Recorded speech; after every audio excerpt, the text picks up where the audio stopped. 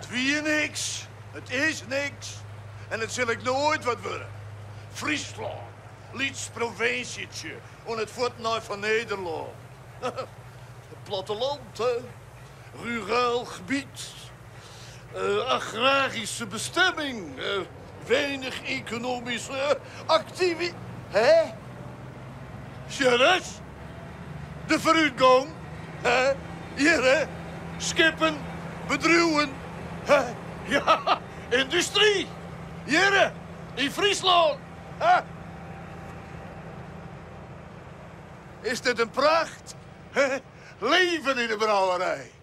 Werk, inkomen, groei. Dit is kootstertillen.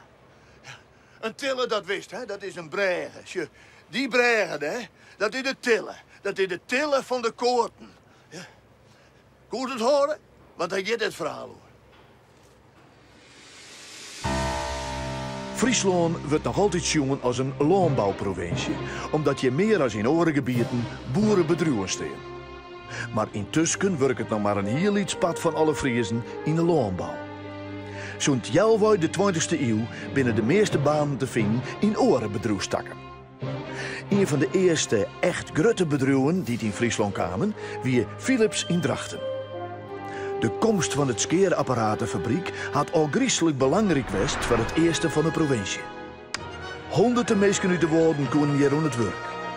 Dat luidt weer orenmeesken en bedrijven aan en zo ontwikkelde deze streek hem in korte tijd van een achterbleun gebied naar een van de sterkste economische motors van Friesland. En in de woorden, daar ben je niet meer te horen. Niet alleen nog in Drachten, maar in de hele regio. Ik keer op de Koorten vernemen ze dat, zei Jelve de vorige eeuw. De Koorten, dat is een dorpje. Maar het is als een hele streek, zo tussen Jistrum en Twiezel en Droegeham in. Een streek van boeren. Maar die boeren, dat ben nog net de meest moderne. Dat ben boeren als nooit verzeld. Hoewel, het zit wurg, maar robots en computers. Maar doe, hè, hier, op een koorten. In 1954, toen kregen ze je wetterleiding. Wetter uit de kraan. Worten, zijn ze hier op een koorten? Wat is er meest mooi thee en koffie zetten van wetter uit de Rijntonnen? En ze verpoften het om haar huizen nooit te sluiten op een wetterleiding. Pas doet het verplichte waard. Doe mast het dan maar. Maar dan in een kraantje. En dan vlak achter een voordeur. Dat kost het ik net zo volgens, ja. Ooit maar de Tweede Wereldoorlog is de landbouw de grootste werkjouwer in Friesland. In 1920 werkt zo'n 44% van alle mensen op een workerij. Of in een zuivelfabriek. Of in een oorbedrijf dat maar het boerenleven te krijgen had. Haast elke boer had wel een paar arbeiders in dienst. En vooral simmerdags dan krioelt het van de mensen op het land. Er wordt al wel wat werken maar machines, maar dan net zo volle dat er voor de arbeiders niet het oer blijft. Maar goed ik, want verder is er in Friesland net zo'n diksoort dwan. Grote fabrieken binnen hier haast net te vinden. Na in 1945 verhoren dat hut. In Oreland beginnen boeren moderner en met beter ark te werken. De Friese landbouwers moeten nog vlug aan deze ontwikkeling meedoen. Oors verliezen ze de slag met de concurrentie. Er komen volle meer en grotere trekkers, ladewijnen, kunstmestruiers, sorteermachines en combines. Zakken de boer in zijn eentje. Het werk van een heel protje arbeiders oeren. En die ontwikkeling, die is juist overal. Maar in de woorden gaat het misschien wat stadiger. En dat komt, nou ja, zelfs maar. Lietse laapjes groen. Maar alle bjemte wordt eromheen. Voor grote machines dus net ideaal. Goed borkje, dat valt je dus net aan. Want die boeren, dat zijn net van die grote, rieke herenboeren. Liggen ze op een klooi en in de gruithoeken. Nee, dat zijn de vrottes, de schreppers. Die krijgen al loon en veeha om van te besteden.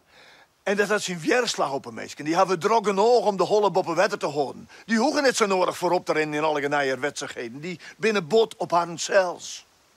Luchtkastelen of mooie plannen van burgemeesters en projectontwikkelaars, daar hebben ze net zo volle mee. Maar stadig gewoon komen ook hier de trekkers, de cyclomeenders, de melkmachines. En die nemen het werk oer van de boerenarbeiders. Als Friesland alle mensen werk bieden blijven wil, dan moet er wat barren. En gauw ek. Het provinciebestuur spant er meer bot voor in. In 1946 werd er voor het Economisch Technologisch Instituut voor Friesland opgericht. Het ETIF.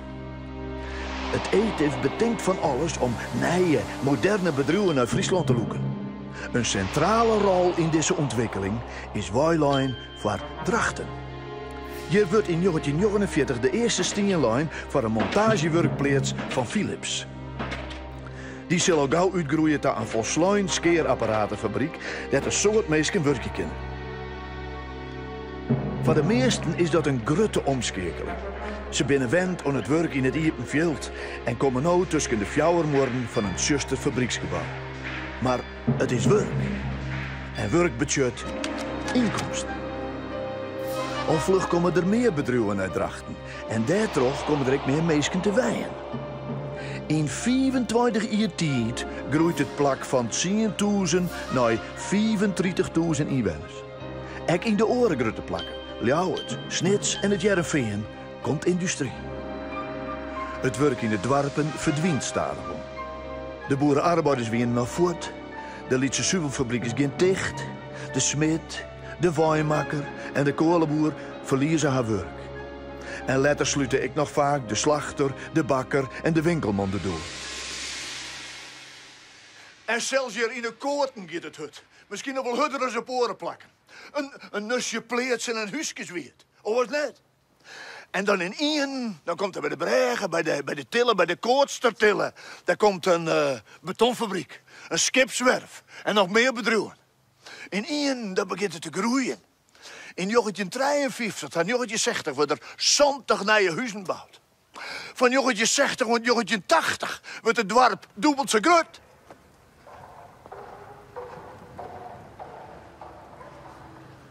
De tillen die wordt groter dan de koorten. En de boeren die moeten erom leeuwen. Vreemd volk neemt het oer. Spanningen in het dorp, in het kerken, in de squalla. Old meets new. En de dominee die beziekt beide groepen bijen wat te brengen. Maar hij werd wat voortgestuurd. En de squalmaster die had het dreig met al die verschillende orders. Het nieuwe arbeidersvolk, dat wil verdieven de haasje. Maar de steile boeren die keren alles op. Toneel en doens? Dat doen we je net. Dat doen we je net. Even gezellig bijen was zitten. Of, ja, dat doen we s'nachts wel in het kerken. Een sporthal dan? Is ben die gymnastiekje gewoon op Squalplein?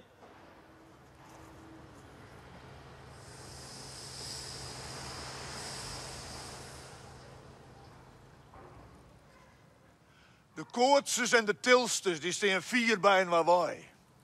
Maar stadig on, heel stadig, beginnen ze elkaar beter te begrijpen. En we tevreden sletten tussen de boeren en de fabrieksarbeiders. En nu is Kostertillen een gewoon dorp. Maar als toch een oudere man als vrouw treft, dan kan die grif vertellen hoe die oren tiet.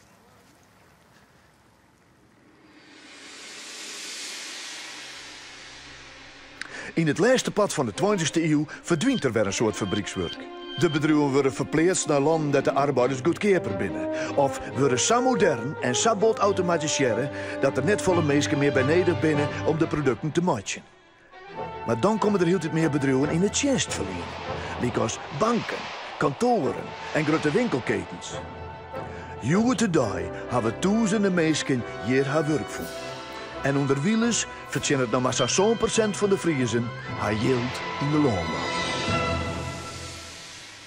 Het ETIF, dat instituut dat er verzwargen was dat er nieuwe industrie in Friesland kwam, dat had nog eens in de jaren 60 in een dik rapport geschreven dat het misschien wel het beste wezen zou om een paar dorpen in de woorden te slopen.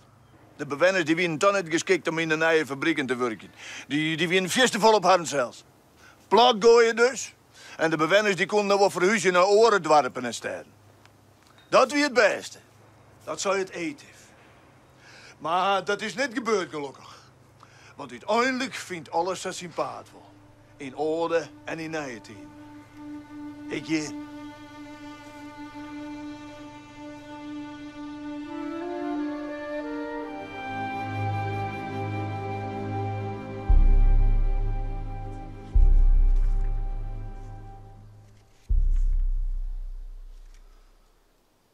Daar luidt de iepenvroot, de blanke zee, het leven groene loon. En op een bouw in lucht en brune riegen, daar stoek en opperstalt, de goed bestelde vrucht. De dwarpjes om haar toer in Lietse ring verbrekken het vlakke veld. De kooien, donker bosk, mooi oud geheim, les jensen vreemd en grut.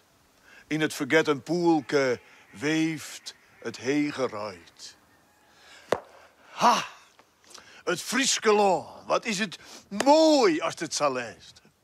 Een iepenvroot, leefgroene loon, het hegeruit. Honderden mensen die hebben bezocht om dat Frieske loonschip te beschrijven. Mooie gedichten. Lieken ze deze van Obe Postma. Obe Postma, dat was een van de bekendste Friese dichters in het begin van de vorige eeuw. Er was geen iemand die dat loon zo mooi beschrijven kon als hij. Maar er zijn nog volle meer schreeuwers die het bezocht hebben. En muzikanten die het zongen over Friesland. En schilders. Schilderijen in allerhande soorten en maten. Van goed, minder goed, grut en lieds. In allerhande verschillende stilen.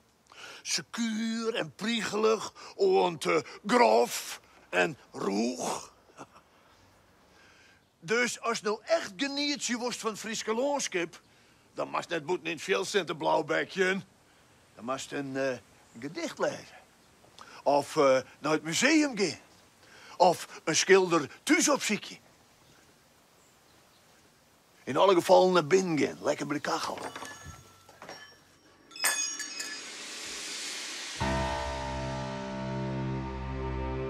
Het Frieske loonschip had de Sjewest in Sint-Petersburg, in Barcelona, in Brazilië en Japan.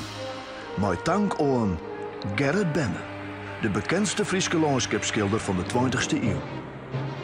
Gerrit Benner is met zijn schilderijen bekend geworden in binnen- en buitenland en had een soort belangrijke prijzen gewonnen.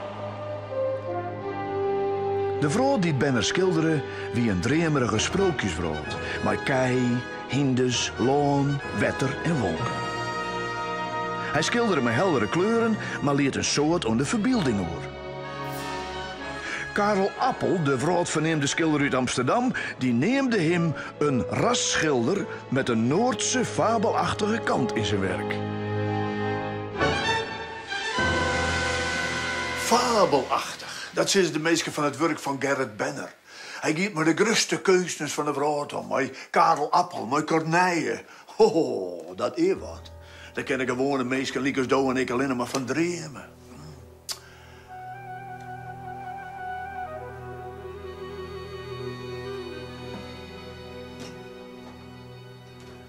Dromen. Dat doe ik hier in dit huisje, de melkvader van Bedaad. Alle dagen dan zit er op zijn bootje op het Dokke Marie, midden in de natuur, te geniertje van het loonschip. En jongens, dan vermaak het er meer. Bij de kachel. Maar dan in één. Op een koude joen in 1964 zuidt die kachel, boem! Zwarte rekenoos. Maar wat nou slimmer is, een vette, smarrige dritse op een morgen. Ruud Wiersma, want zei het er, die moet behang plakken. Spierlijke wit behang wordt het. Doet hem zeer onegen. Ruud Wiersma die vindt dat niks, dat witte behang. Hij gaat naar de winkel, hij keert het verven en kwasten en begint te werken.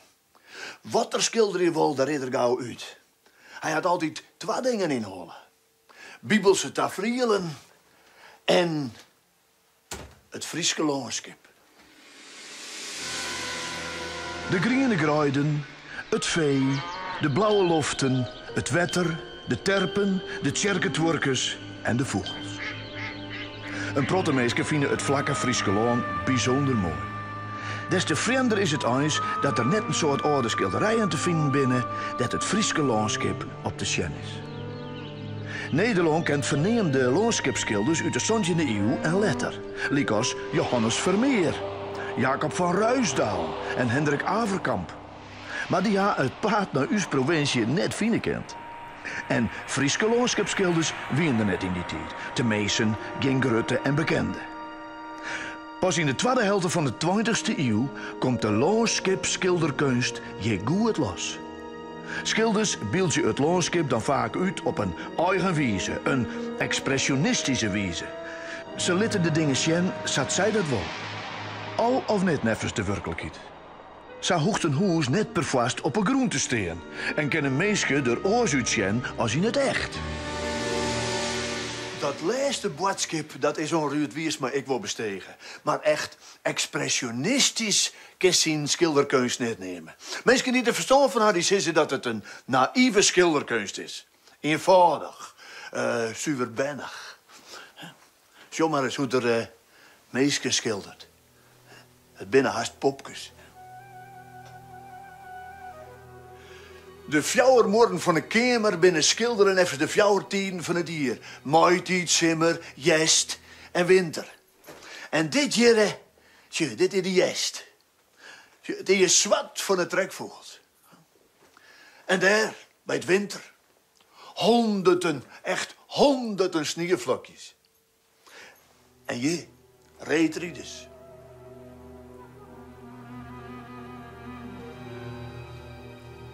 Ruud Wiersma, die krijgt net volle bedaden zo de vlier. En ik de meesten niet er weet van haar, die hel je de schouders daar wat erop. En ik echte keuskennis, die herinnerde door je net voor dadelijks plat. Maar dat hindert Ruud niet. Hij werkt het stoef terug. Ja, nee, de echte grote schilders, die zitten vanzelf net in bedaad. Die zitten in het Boeteland, of in Amsterdam, of in andere grote steden. Ook vanzelfs die ene, hè? Die vent uit Leeuwarden.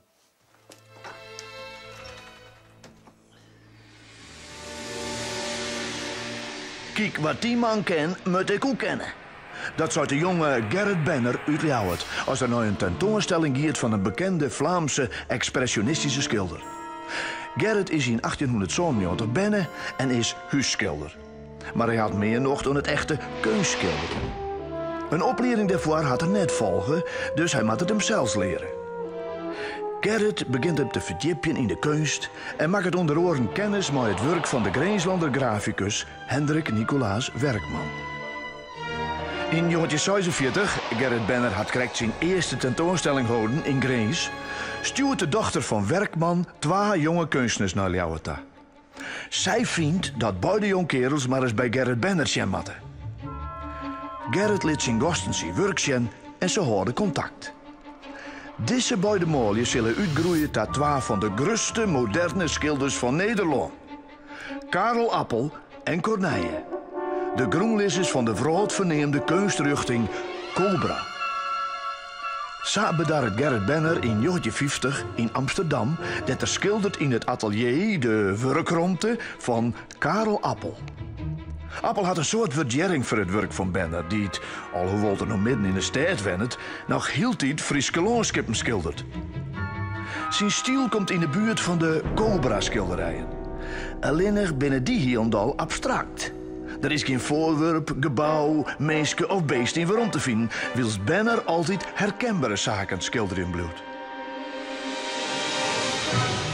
Ja, Gerrit Benner is er al een gruttening en die wordt grauw betellen voor zijn schilderijen. Dat is mooi voor een schilder, dat er van Libje kent. Dat slag het lang net elke ding. En zeker Ruud Wiersma net. Zijn landschappen en zijn bibelse tafereelen. Ja, hij heeft de grutskop, maar Riek wordt het er nou net echt van. Het is schraabje om een kant voor Ruud. En die melkvaderij, het hoort ik net hoor. En verven en kwasten binnen duur en doeken om op te schilderen en ik. Als Ruud alle morgen in die orenkamer beschilderen had, gaat er verder met de dingen die nog meer in de hoes staan. Een schouw. En kolenkitten. Ja. En een tafeltje. En zelfs die schoon ontkomen er net aan. En ze moet de ene schilder van alles uitvinden om zijn hobby uitoefenen te kennen in zijn Lietse dorpje.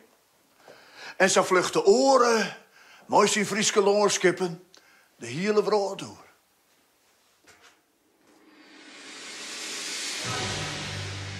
Om 1920 komt Gerrit Benner hield iets vaker waarom naar Friesland. Staat er gewoon verloor het ook zijn wijze van schilderen. In Amsterdam bezocht hij met hield iets minder verven en elementen, zo volle mogelijk expressie, zo volle mogelijk sissenschrijft in zijn schilderijen te krijgen. Maar nou, waarom in Friesland, komen de mooie hindes en vogels uit zijn jadderenwerk weer voor het lucht. De lyriek nemen we dat. Want Gerrit Benner, die een groot pad van zijn leven terugbracht in Amsterdam en hoe de hele wereld reizigen om zijn werk zien te laten, zei altijd: het Friese land is anders dan de rest van Nederland. Het is klaarder. Hij gebruikte zijn schilderskunst om zijn leefde van Friesland uit te drukken. Op 13 december 1980 stijgt Ruud Wiersma. Pas dan, als de dragers zijn stoffelijk omschat de kamer uittillen, pas dan krijgen de meesten er een idee van hoe bijzonder dit huis eens worden is. En nou, goed 30 jaar later, komen er nog alle jaren een soort meisken in het Ruud Wiersma huis in bedaad om te genieten van zijn werk. Een jaar na Ruud Wiersma stijgt ook Gerrit Benner. En zijn werk hing het nog altijd in veroorstaande musea. En wordt er de meeste mensen heeg bij opzongen. Maar wat nog altijd libben is, dat is het Frieske landschap. Dat mooie land, dat schilders, dichters en muzikanten zo hulp, zo inspireren tot bijzondere dingen. De dichter Obe Posma, die al lang die is, die zei het zo. Dan wint het lichte noord. De nieuwe tijd is blier van kleur en glans. Het rede dak brengt libben tussen grien. Blied gaan de meesken hoe de lucht te veel.